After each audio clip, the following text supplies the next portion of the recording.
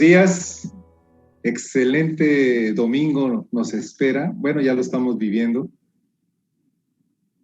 Soy el pastor Luis Ramón Ocaña Jiménez, pastor de la Iglesia Unidad Cristiana Adonai. Y desde Veracruz para todas las naciones, en todas las naciones, esperamos que llegue esta poderosa palabra para todos ustedes en casa, con sus familias, que sea de gran bendición. Y hace unos domingos iniciaba este maravilloso tema acerca de poder recordar o aprender cuáles son esos primeros pasos que como creyentes debemos de dar. Porque el nuevo nacimiento, recordarán, es solamente el estado más básico de un creyente. Es cuando, nacidos por el Espíritu Santo, quebrantamos nuestra alma, reconocemos nuestra condición pecadora delante de Dios y nos arrepentimos para poder recibir el perdón de nuestros pecados y creer en esa justificación, creer en esa santificación de nuestra persona, creer en la renovación y regeneración, que a partir de entonces el Espíritu Santo empieza a obrar y empieza esa nueva vida. Pero para dar esa nueva vida, ese paso hacia adelante, la misma Escritura nos dice que busquemos primeramente el reino de Dios y su justicia.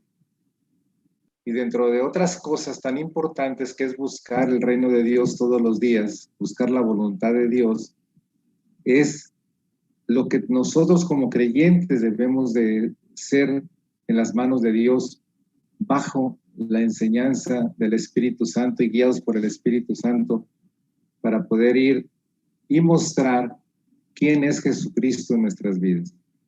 Y de ahí precisamente que los primeros pasos que nos muestra la primera iglesia, la llamada iglesia primitiva en el libro de los Hechos, es donde nosotros podemos aprender a dar esos primeros pasos. Y hace precisamente 3 domingos aproximadamente que empezamos este tema, en donde ya hablaba acerca de lo que conocemos como la Gran Comisión.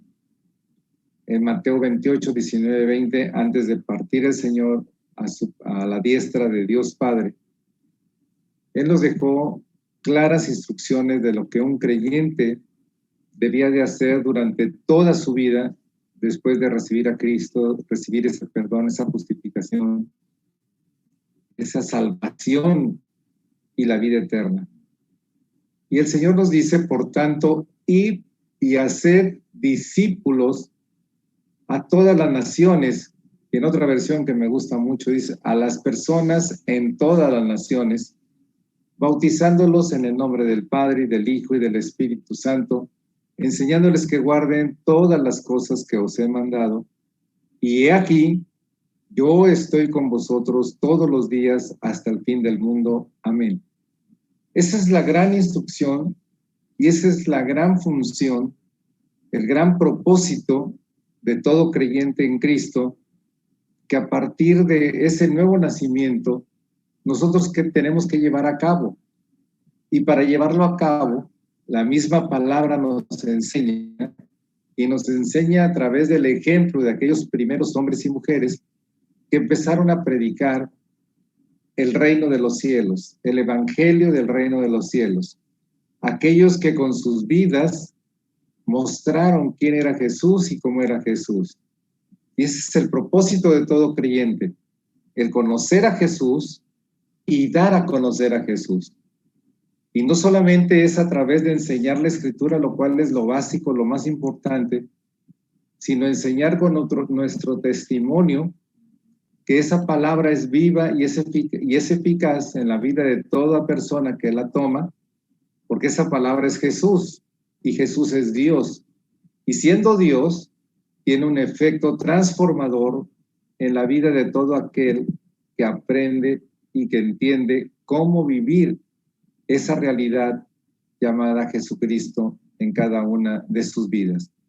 Y por eso es que el domingo pasado, hace 2 domingos, empezamos viendo a partir de Hechos 2, 36, 41, los versículos que nos enseñaban los primeros pasos, los primeros 11 pasos que la Escritura nos enseña para que nosotros como creyentes, nuevos creyentes, empecemos a dar cumpliendo el propósito aquí en la tierra.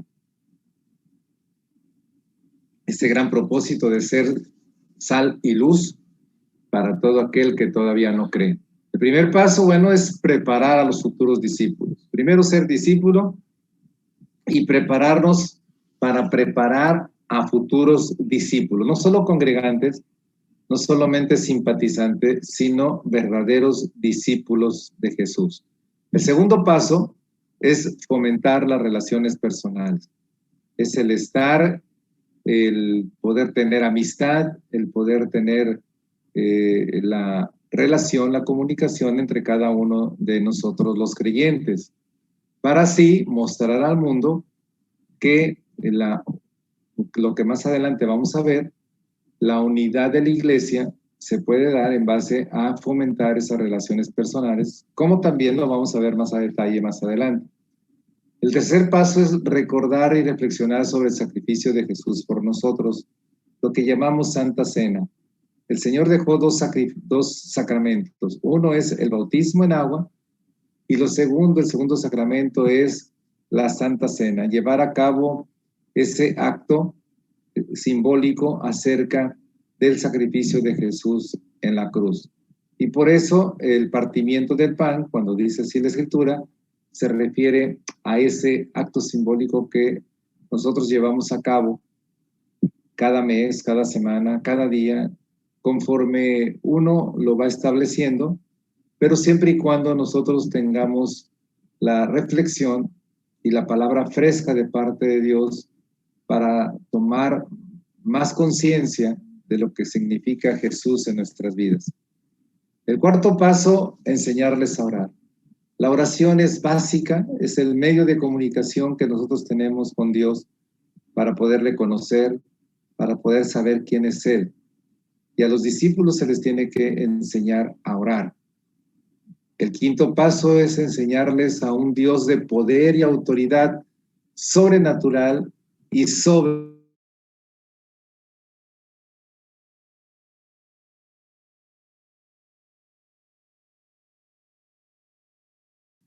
admiraban, se sorprendían por los prodigios y señales que veían en sus vidas. Algo extraordinario, algo sobrenatural ocurría en aquellas personas y cómo esas mismas personas oraban por enfermos y esos enfermos sanaban.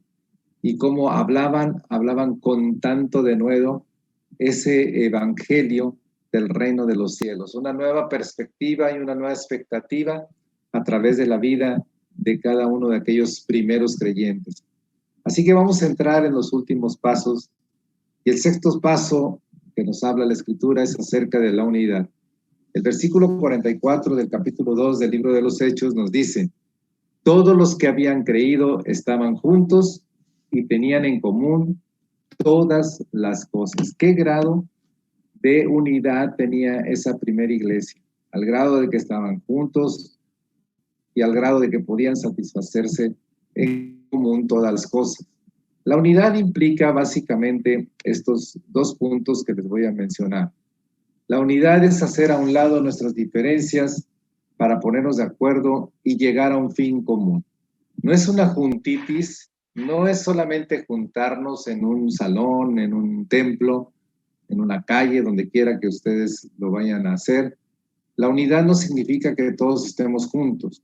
La unidad significa que al estar juntos sepamos tener la habilidad y la capacidad de parte de Dios de separar todas nuestras diferencias, porque todos somos diferentes, para poder centrarnos en un fin común. Y cuando hacemos eso, entonces empezamos a unir todos nuestros talentos, todos nuestros dones, para poder alcanzar un objetivo.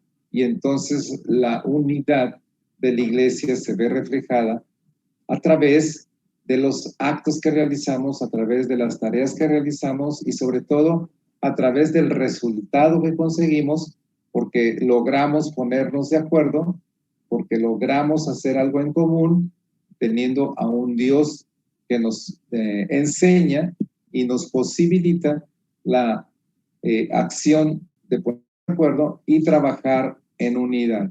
La unidad entonces es una acción también que parte del Espíritu Santo, de parte de Dios, de parte del Hijo, porque ellos son también uno. Ellos muestran el primer ejemplo al tener unidad en su función como Dios. Y lo segundo que tenemos que aprender de la unidad es que no quiere decir, como decía, juntarse solamente, sino poner en acción esos acuerdos. O sea, no solamente es platicarlo, no solamente es mencionarlo entre nosotros, sino también es poner en acción esos acuerdos y ver esa unidad funcionando constantemente. Es entender de parte de Dios que hay un solo Dios y ese solo Dios forma una sola iglesia. Y por eso Jesucristo nos comparaba con un cuerpo. Un cuerpo va unido a la cabeza. El cuerpo depende de lo que la cabeza ordena, de lo que la cabeza pone a disposición para que el cuerpo funcione coordinadamente y funcione en forma armoniosa. De la misma manera la iglesia, como el cuerpo, siendo muchos miembros y siendo tan diferentes, la cabeza es quien nos pone de acuerdo para poder funcionar. Si nos necesitamos desplazar hacia un lugar, tenemos que tener el acuerdo todos para poderlo hacer. Si queremos comer, tenemos que, el cuerpo se tiene que poner de acuerdo con la cabeza y sujetarse a la cabeza para poder comer y hacer toda esa digestión y aprovechamiento de los nutrientes. De la misma manera, la iglesia tiene una función y no es individual, cada quien por su lado, sino que tenemos que aprender a actuar en unidad, actuar como cuerpo de Cristo. Así que tenemos que enseñar eso, primeramente como creyentes, para poderlo transmitir a los futuros discípulos. El séptimo paso de todo creyente que debemos aprender es la ayuda mutua. La ayuda mutua es, como dice el versículo 45, y vendían sus propiedades y sus bienes y lo repartían a todos según la necesidad de cada uno. El cuerpo de Cristo debe entender que todos somos importantes y todos nos pertenecemos los unos a los otros. No podemos ir caminando por el mundo y viendo solamente nuestras propias necesidades sin ver la necesidad de nuestro prójimo, sin ayudar a nuestro prójimo. Tenemos que también tener la conciencia, el pensamiento que tiene Cristo. El poder amar al prójimo significa también el ver la necesidad de mi prójimo, y si está en mí el poder ayudarlo, pues hacerlo. Y si la iglesia funciona de esa manera, entonces la iglesia, la congregación, el cuerpo de creyentes, satisfaciéndose sus necesidades unos a otros, pues obviamente que van desapareciendo esas necesidades y el cuerpo está más sano. El cuerpo cuenta con todo lo necesario, el cuerpo puede funcionar en forma más adecuada.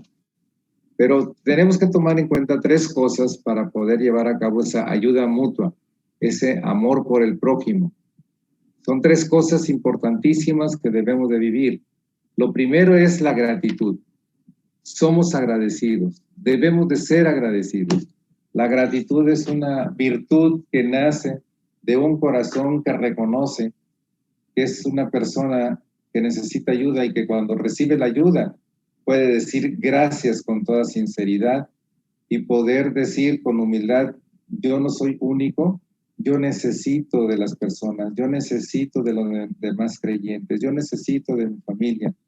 Y cuando yo recibo esa ayuda, la respuesta hacia esa ayuda es la gratitud.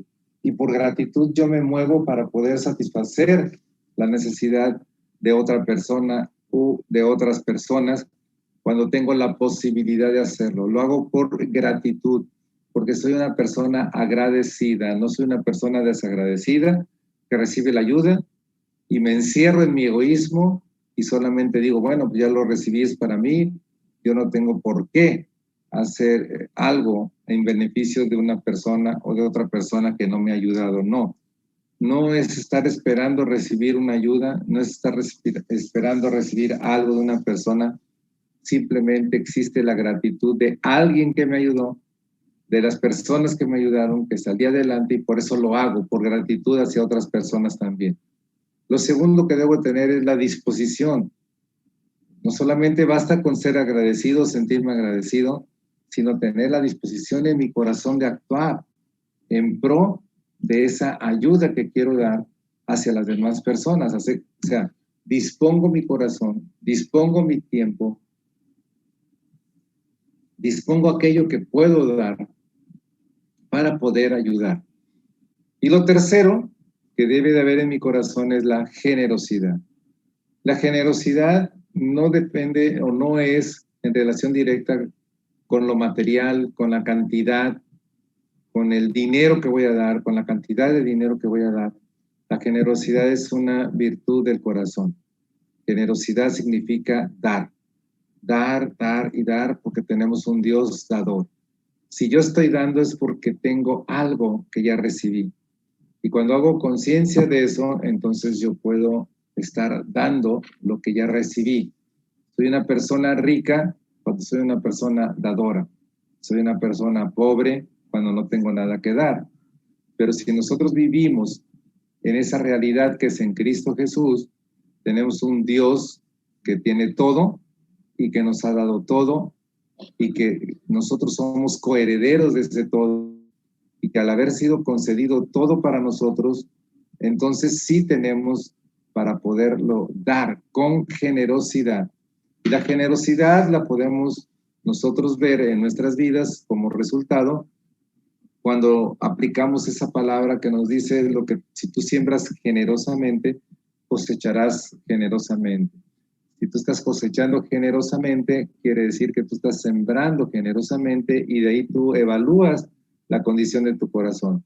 Si es un corazón con gratitud, si es un corazón con disposición, si es un corazón generoso para poder dar esa ayuda a quien más lo necesita y de acuerdo a lo que necesita esa persona o esas personas. El octavo paso es una relación constante que debe de haber entre los creyentes. Algo de eso ya lo mencionábamos anteriormente. El versículo 46 dice, y perseverando unánimes cada día en el templo. Perseverando unánimes, o sea, uno, la unidad, cada día en el templo. Esto nos quiere hablar acerca de tres aspectos tan importantes en las relaciones entre las personas, entre los creyentes. Número uno, fomentar la comunicación. Al estar nosotros acostumbrados a reunirnos, al tener un punto de reunión, ya sea el templo, ya sea la casa, ya sea un café, ya sea un sitio donde nosotros convengamos en reunirnos, pues ahí estamos fomentando algo tan importante como es la comunicación. Al comunicarnos, nos podemos conocer. Al conocernos, podemos saber quiénes somos cada uno de nosotros y al poder tener un mejor conocimiento, nos podemos llevar mucho mejor.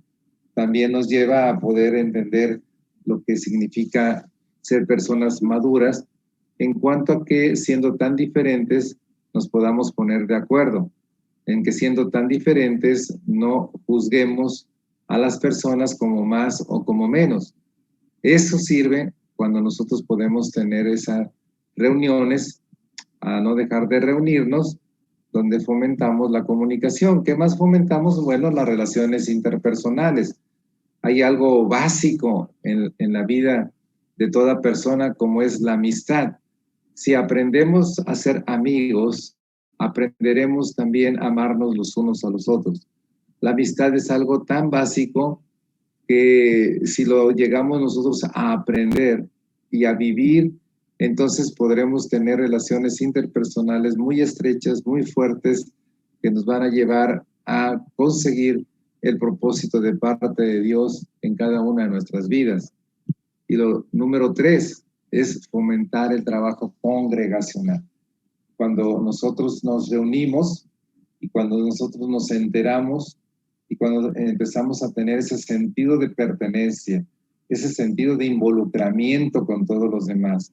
en donde no jugamos un bajo perfil apartado de todos los demás, donde no estamos nosotros exentos o apartados de lo que sucede en la congregación. La misma comunicación, la misma relación interpersonal que podemos llevar a cabo entre nosotros, nos lleva precisamente a poder fomentar ese trabajo congregacional, en donde cada uno somos tan importantes que aportemos nuestro talento, que aportemos nuestro don en pro de un bien común, en pro del propósito de parte de Dios, en pro de poder nosotros bendecirnos los unos a los otros. Y también entender que no somos personas solas, que podemos con las cosas sin la necesidad de establecer una relación personal con los demás. Cuando tenemos ese problema, tenemos que recurrir a un consejero, tenemos que recurrir a una persona que nos ayude, porque algo está sucediendo en nuestro interior que nos está impidiendo tener esa socialización con las personas, tener esa relación con las personas, y que por lo tanto algo nos engañó, algo nos hizo tener un complejo en nuestras personas y que nos impide tener esa socialización con todas las demás, con todas las demás personas. Tal vez pensamos que no somos necesarios, tal vez pensamos que nuestra ayuda no es tan importante, pero la verdad de parte de Dios es que todos y cada uno de nosotros somos importantes. Tan solo ve tu cuerpo. No hay un miembro de tu cuerpo que no sea importante para ti. Cada miembro de tu cuerpo lo sientes, cada miembro de tu cuerpo en sumatoria, cuando todos funcionan, pues obtienes todos los beneficios. No puedes separar un brazo y decir tú no vas a funcionar conmigo, porque entonces sería incompleto lo que tú harías, o quitarte una pierna, un pie, una mano, en fin. Nosotros tenemos que funcionar así, como cuerpo.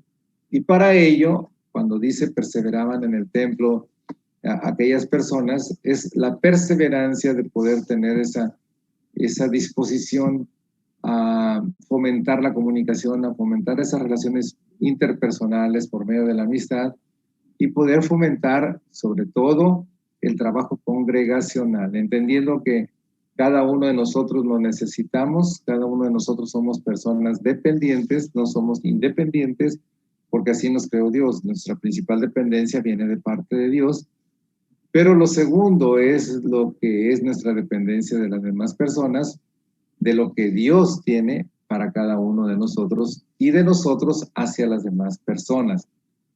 El noveno paso es enseñar la humildad entre todos. Enseñar a tener humildad es algo tan importante que, como dice el versículo 46, dice que, y partiendo el pan en las casas, y ya hablamos acerca de este término de partir el pan, que nos reunimos para poder celebrar lo que llamamos la Santa Cena, dice que comían juntos con alegría y sencillez de corazón. Imagínense esas reuniones que podemos llegar a tener congregacionales, esas reuniones que podemos llegar a tener en familia, donde nos sentamos a la mesa, donde podemos convivir alegremente, con sencillez en nuestro corazón, donde no nos estamos criticando los unos a los otros, donde no estamos viendo los detalles negativos, sino estamos resaltando lo positivo, donde tenemos simplemente alegría por vernos, el poder tener también en nuestra mente que ese momento es una oportunidad para bendecirnos, para ayudarnos, para ver en qué te puedo ayudar, en qué te puedo bendecir, qué es lo que tú necesitas. El poder convivir unos momentos entre nosotros y poder mostrarnos nuestro amor es algo que nace en la humildad de los corazones de cada uno de nosotros, si logramos nosotros aprender de ello. Así que uno de los primeros pasos que hace el creyente es precisamente enseñar a ser humildes. Hay dos acciones bien importantes que tenemos que enseñar. Uno, disponer nuestros talentos en beneficios de los demás. Eso es tener humildad en nuestro corazón. Es romper con el egoísmo, porque en cada persona hay un gran potencial. En cada persona tenemos grandes talentos, grandes dones, como lo he mencionado, Y lo que tú tienes, muy probablemente otra persona u otras personas no lo tengan. Y qué hermoso y qué edificante es que nosotros podamos aprender a tener la disposición, teniendo esa humildad, esa sencillez en nuestro corazón para decir, mira, aquí yo tengo esto, te lo doy. Aquí tengo esto que tú no tienes, pero yo te lo ofrezco. Sin el ánimo de hacer menos a esa persona, sin el ánimo de hacer sentir mal, al contrario, hacerlo sentir bien y también expresarle que, bueno, en este momento yo te estoy ayudando, pero lo que tú tienes, yo no lo tengo y eso también yo lo necesito. Cuando tenemos esa sencillez en nuestro corazón, esa humildad, no hay necesidad que no sea cubierta, no hay ninguna necesidad que sea oculta en el corazón egoísta de alguien, sino que aprendemos a romper con ese engaño, empezamos a romper con esa actitud egoísta y abrimos nuestro corazón, lo disponemos para poder ayudar a alguien y descubrimos que sí tenemos mucho que dar. No podemos estar en un rincón, en un lugar de la iglesia, del templo, no podemos estar apartados de todos los demás y cada quien que se haga como sea, sino que cuando nos reunimos, si ustedes analizan, tenemos tantísimas oportunidades para podernos bendecir, para poder hacer las cosas, el simple hecho de abrir una puerta, el de limpiar una mesa, el de acomodar algo, acomodar una silla, es estar bendiciéndonos los unos a los otros, es tener sencillez en nuestro corazón, es tener humildad en nuestro corazón y poder agradecerle a Dios por tenerlo. Lo segundo, también fundamental en la vida de todo creyente, enseñar que todos somos diferentes, nadie es más, nadie es menos, solamente somos diferentes. Si alguien tú lo ves que está barriendo, gloria a Dios, porque tú no lo hiciste, lo hizo otra persona por ti y procuró tener limpio el lugar. Si otra persona está lavando trastes, bueno, dale gracias a Dios por esa persona.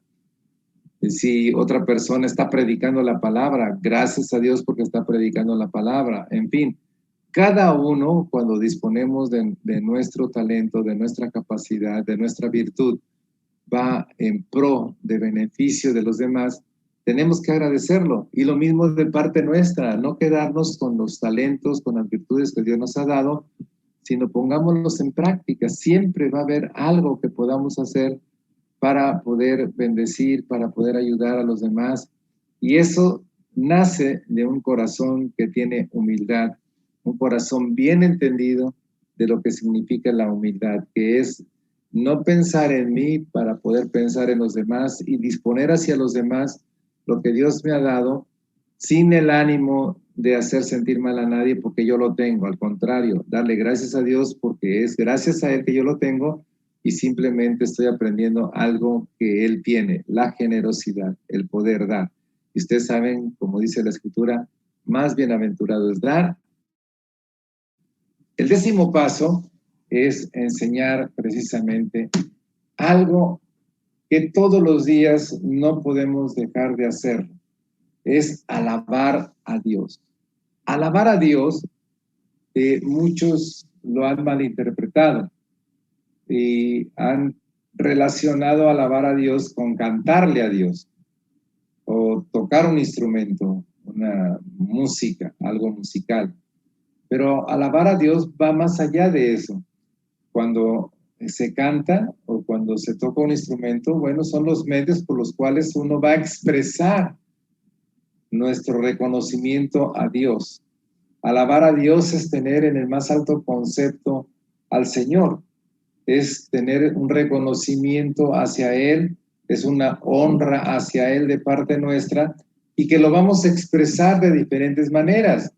El canto sí es una forma de hacerlo, la música es una forma de hacerlo, pero no lo es todo. Alabar a Dios es, brevemente, lo que menciono aquí. Primero, reconocerlo con una actitud digna. Si nosotros decimos que ser creyentes del Señor, si nosotros decimos ser hijos de Dios, si nosotros decimos ser salvos y tener la vida eterna, si nosotros decimos que tenemos a Cristo en medio de nuestras vidas, entonces nuestra actitud tiene que ser digna de aquel que estamos nosotros diciendo que reconocemos como nuestro Dios, como nuestro Señor y como nuestro único y suficiente Salvador. Y de esa manera, con una actitud digna, una actitud correcta, una actitud de integridad, una actitud donde en nuestra forma de ser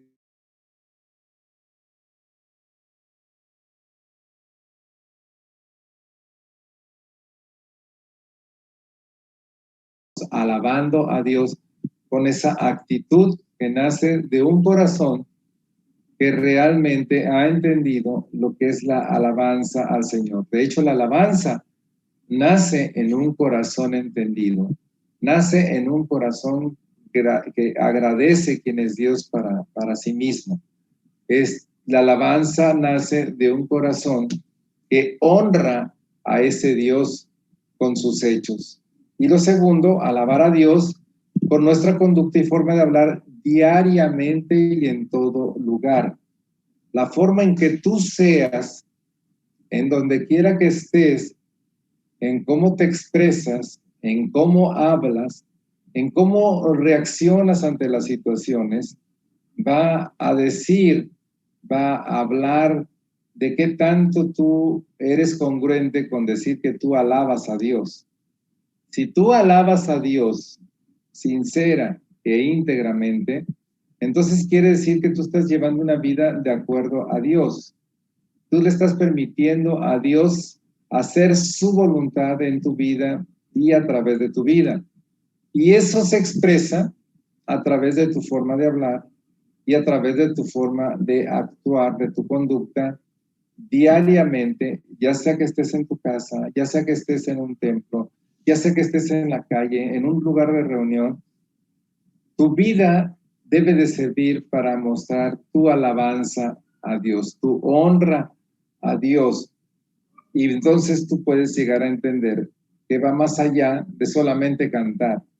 Muchos se confunden y solamente sienten una emoción, pero una emoción no es una alabanza propiamente dicha, sino que tú a través del canto, cuando lo estás haciendo, o a través de la música, expresas lo que diariamente, en todo momento y en todo lugar, tú estás alabando a Dios.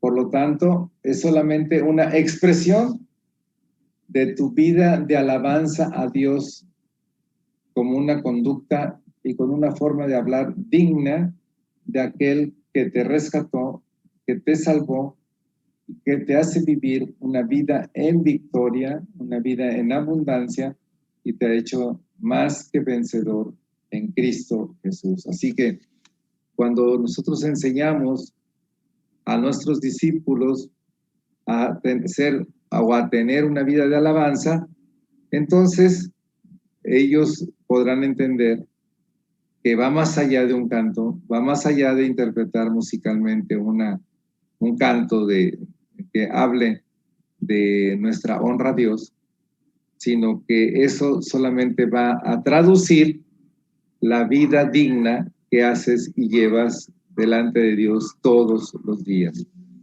Y el 11º paso es la ayuda hacia el prójimo. No solamente hacia el cuerpo de Cristo, hacia los creyentes, sino al prójimo en general. El versículo 47 dice, y teniendo favor con todo el pueblo, con todo el pueblo. Nosotros tenemos que dar de gracia lo que recibimos de gracia. Si aprendemos entre nosotros a ayudarnos, a bendecirnos, también tenemos que aprenderlo a hacer para con toda persona que nos rodea, para personas necesitadas. Siempre va a haber una persona necesitada a la cual podamos nosotros ayudar. Y entonces vamos a reflejar el amor de Cristo en nosotros, vamos a reflejar el verdadero don de la dadivosidad, de poder dar hacia los demás sin tener que esperar nada a cambio, simplemente damos lo que hemos recibido de gracia, gratis de parte de Dios. Así que hay dos cosas en cuanto a eso. Número uno, compartir con el necesitado sin distinción de personas. Donde quiera que tú estés, a donde quiera que tú vayas, siempre va a haber una persona o va a haber personas que estén necesitando algo de lo que tú tienes y tú lo puedas llegar a compartir. Y lo segundo es mostrar nuestra actitud de servicio con amor y con excelencia. Cada uno de nosotros como creyentes debemos ser servidores de Cristo. Al ser servidores de Cristo no quiere decir que pertenecemos solamente a ese grupo de diáconos o de ujieres, como se le llama en las congregaciones. Ser servidores significa el poder tener ayuda, una disposición de ayuda hacia todas las personas, sean creyentes o no creyentes, estén en el templo o no estén en el templo, donde quiera que estén y tengamos la disposición y la oportunidad nosotros de ayudar, tenemos que nosotros tener una actitud de servicio. Y esa actitud tiene que ser demostrada con amor y con excelencia, que puedan reflejar nosotros, que podamos reflejar en nosotros una gratitud hacia nuestro Dios y mostrar ese Dios que sirve a través de nosotros. Que cuando nosotros estemos sirviendo, las personas vean que ese servicio lo hacemos con amor y excelencia. Y cuando tenemos la oportunidad de poder compartir, de poder evangelizar, podamos decir que ese servicio que ustedes ven con amor y con excelencia es el Cristo que nos sirve a nosotros y a través de nosotros. Nosotros tenemos que enseñar a los discípulos a que sirvan con amor y con excelencia, no por emoción, no por obligación, no por conveniencia, sino por amor a Dios, que lo hagan por amor al Señor, en todo momento y en todo lugar, y que podamos compartir de lo que tenemos con todos los necesitados, sin distinción, sin acepción ni excepción de personas. Cuando tenemos una comunidad de discípulos que están aprendiendo a caminar en esos 11 primeros pasos, sin duda se cumple lo que dice el versículo 47. Este es el mejor método de evangelismo. Esto que acaban de ustedes de escuchar es el mejor método de evangelismo porque es el método de Jesús. Y al decir evangelismo, quiere decir compartir las buenas nuevas para que muchos conozcan a Cristo y se conviertan a Cristo. Pero no solamente es enseñanza con letra, sino enseñanza con testimonio de acuerdo a lo que nos enseña el Señor a cómo ser delante de los demás. Enseñar a los futuros discípulos a ser de acuerdo a cómo Cristo es. Y cuando nosotros llevamos a cabo todos estos pasos, que lo llevamos como una realidad en nuestras vidas, dice el versículo 47, y el Señor añadía cada día a la iglesia los que habían de ser salvos. La iglesia es el cuerpo de creyentes. La iglesia somos los que hemos aprendido a ser discípulos de Cristo y estamos discipulando a otros también a hacerlo, a ser esos discípulos. Y cuando aprendemos, no solamente en teoría, sino que lo vivimos diariamente, quiere decir que Cristo realmente vive en nosotros.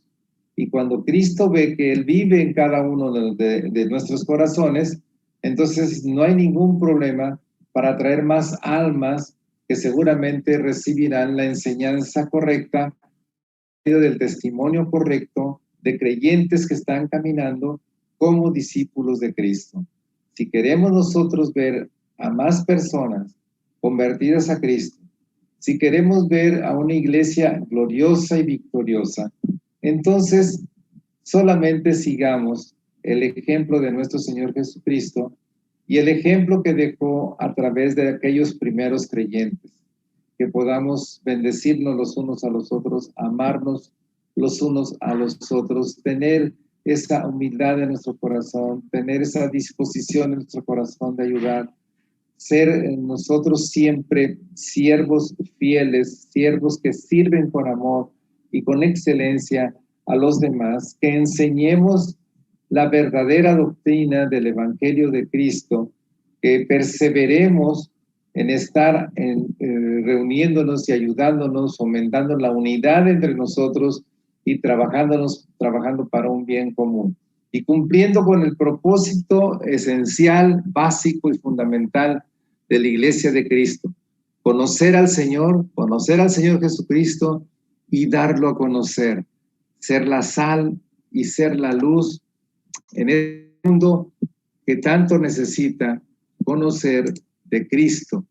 Y si conocen a Cristo, entonces conocerán la verdad, y la verdad los hará libre. El mundo sigue expectante de lo que la Iglesia en Cristo Jesús podamos seguir nosotros viviendo, mostrando y demostrando de quién es Él. Así que te animo a que revises estos 11 pasos. Si eres creyente, llévalos a cabo en tu vida. Y si eres creyente, tú tienes el compromiso delante de Dios de hacer discípulos a la manera de Cristo. Si aún no eres creyente y estás escuchando por primera vez la palabra del Señor, que esta palabra llegue a tu corazón, reflexiónala en tu corazón. El Espíritu Santo va a hacer una gran obra en ti y te va a convencer. Y cuando tú sientas esa convicción, no dudes en tener a Cristo en tu corazón y decirle: Señor, necesito de ti, necesito ser enseñado por ti y quiero entregarme con todo mi corazón a ti. Transfórmame a tu imagen y semejanza, porque quiero ser un hijo tuyo y pertenecer a ese gran cuerpo tuyo que es la iglesia. Te damos gracias, Señor. Vamos a orar por todo lo que tú has hecho en nuestras vidas, por todo lo que va a hacer. Te pido, Espíritu Santo, que ilumines, que des sabiduría y revelación a toda persona que escuche este mensaje, que pueda responder al clamor que existe de parte de tu Espíritu Santo por cada alma que hoy está escuchando y que hoy se está entregando a ti. Bendícenos, Padre, y guárdanos, y podamos nosotros como iglesia ser ese instrumento tuyo para que muchos te conozcan y se conviertan a ti. Gracias te doy en el nombre de Jesús. Amén y amén. Que Dios los bendiga a cada uno de ustedes y a sus familias. Amén.